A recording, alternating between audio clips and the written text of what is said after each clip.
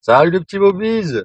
Bon, aujourd'hui je voudrais vous parler des ligaments croisés, quand est-ce qu'il faut se faire opérer, combien de temps va prendre la rééducation, combien de temps vous allez avoir pour reprendre le travail, etc. Parce qu'il y a, moi quand j'ai des gens qui habitent, des fois ils me posent souvent ces questions-là, et il y a beaucoup de gens qui négligent un peu cette rééducation qui est relativement longue, on va dire, qui s'arrête en plein milieu de la rééducation.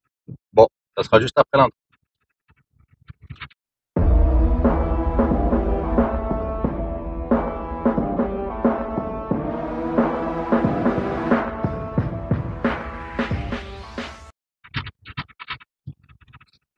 Alors, les ligaments croisés. Quand vous faites une rupture des ligaments croisés, généralement on parle de ligaments croisés antérieur, vous avez aussi le postérieur.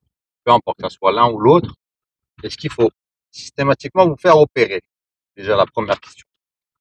Dans tous les cas, vous allez avoir une phase, vous allez devoir faire des séances de kiné pour renforcer votre genou, pour stimuler le quadriceps, l'ischio, et en fait, euh, pour, euh, comme vous avez une perte de stabilité interne au niveau du genou, parce que c'est le rôle des ligaments croisés, en fait, c'est d'avoir une stabilité, on va essayer avec les muscles de compenser cette stabilité.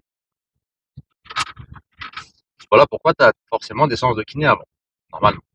Je ne vais pas opérer maintenant, pas tout de suite. Sauf certains cas, en fonction du contexte. Si par exemple, je sais pas, en fait là tu as un mois et demi devant toi, tu veux te faire opérer tout de suite, derrière tu as une reprise de travail beaucoup plus tard. Euh, voilà, après il y a un peu le contexte qui peut rentrer en jeu. Mais dans tous les cas, le fait de renforcer le genou, on va chercher en fait à créer de la stabilité active.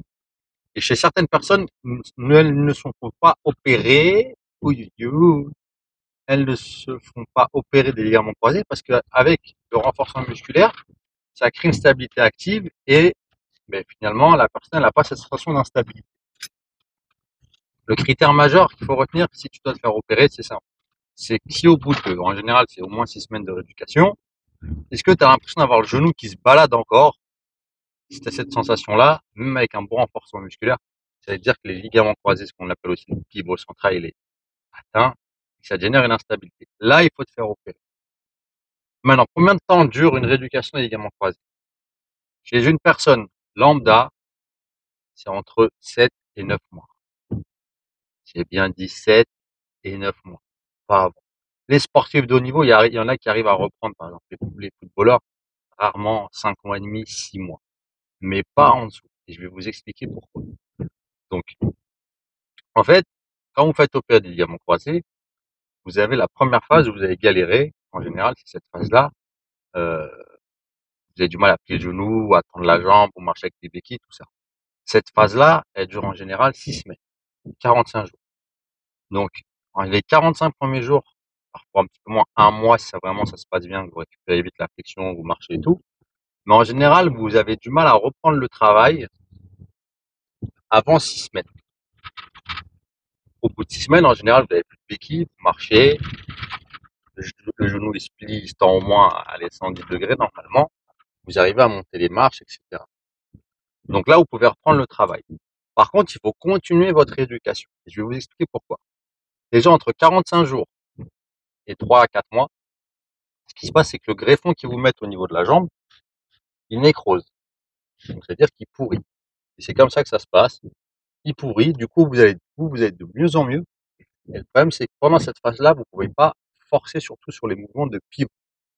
Le mouvement de pivot, c'est quand vous avez le genou qui est pas axé par rapport à la cheville et à la hanche.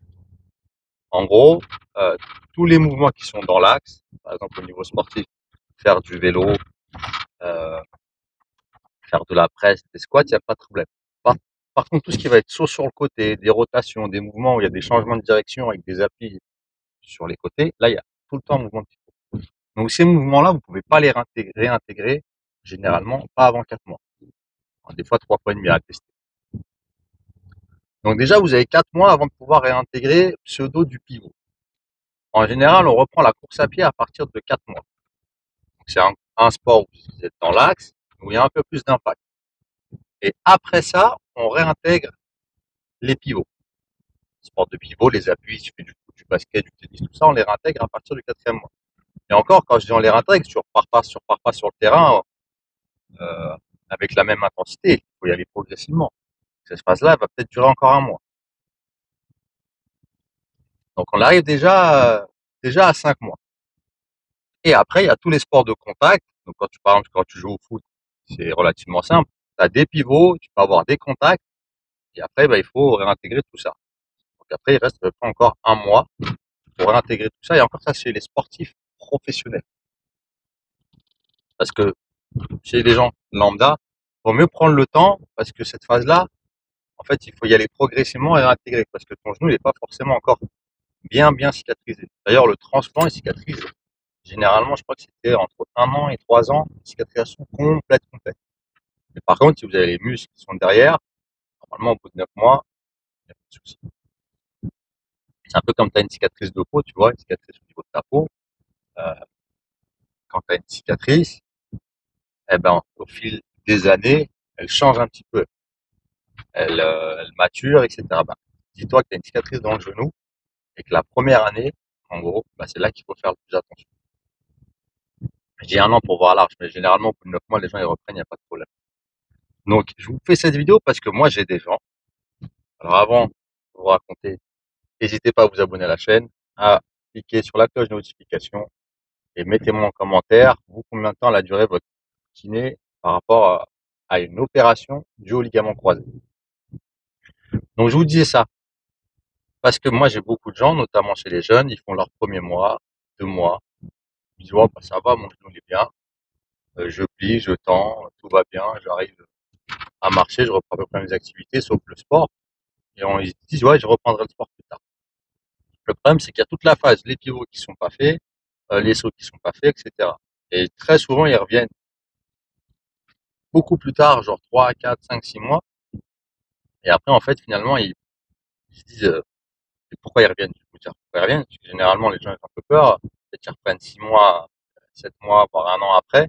Ils reprennent le sport et ils disent, je comprends pas, j'ai pas de force dans le genou, j'ai pas les appuis, il manque quelque chose. Parce que toute cette phase-là de rééducation, elle n'a pas été faite. Donc cette phase-là, elle est importante.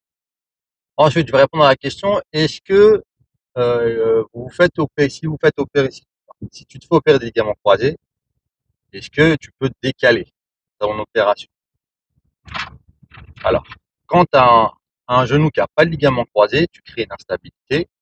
Ok, sur le long terme, sur le très long terme, ça peut déclencher de l'arthrose. Si tu as la sensation que ton genou il est pas stable, bien sûr. Quand j'ai très long terme, je sais pas, c'est peut-être 3 ans, 4 ans, à peu près. Peut-être 2 ans, 2 ans, 3 ans, 4 ans, tu peux peut-être commencer à déclencher de l'arthrose sur le long terme. Donc si par exemple, je sais pas, tu veux te faire opérer dans 2 mois, et dans 2 mois, c'est compliqué, tu as un mariage, tu as des obligations professionnelles qui font que, en fait, ça t'arrange pas et que tu préfères te faire opérer 3, 4 mois plus tard, il n'y a pas de problème. Ça va pas, ton genou, il va pas s'abîmer en 3, 4 mois. Par contre, si tu dis que tu te fais opérer 5 ans plus tard, tu prends quand même un risque de développer un peu d'arthrose au niveau du genou. Bon, après, l'arthrose, pas forcément signe de douleur. Si tu peux l'éviter, c'est mieux. Donc, dès qu'il y a une opération, c'est possible, à voir avec le chirurgien, à voir avec tes obligations professionnelles, personnelles, bref, ton planning. Mais tu peux très bien décaler une opération de 3 mois, voire même 6 mois. En plus, si tu fais ta rééducation pendant ce temps-là, généralement, quand tu as fait de la kiné avant, tu récupères beaucoup plus vite après ton opération. Parce que le but, en fait, c'est de remuscler, récupérer le maximum d'amplitude. En gros, on va te faire progresser le plus possible. Parce que quand tu vas te faire opérer, tu vas régresser, forcément. Et le but, en fait, c'est de repartir le moins bas possible pour reprogresser plus rapidement. Voilà. Bon, si ça vous a plu, enfin, si ça t'a plu, j'ai du mal avec le tu, le vous. N'hésitez pas à me mettre un petit pouce bleu, partagez la vidéo, abonnez-vous. Et voilà, laissez-moi vos commentaires en bas. J'y répondrai si j'ai la réponse. Allez, à plus, ciao. One shot, that's all you got. Take it right now, before you get lost, yeah. One shot, that's all you got. Write your own story.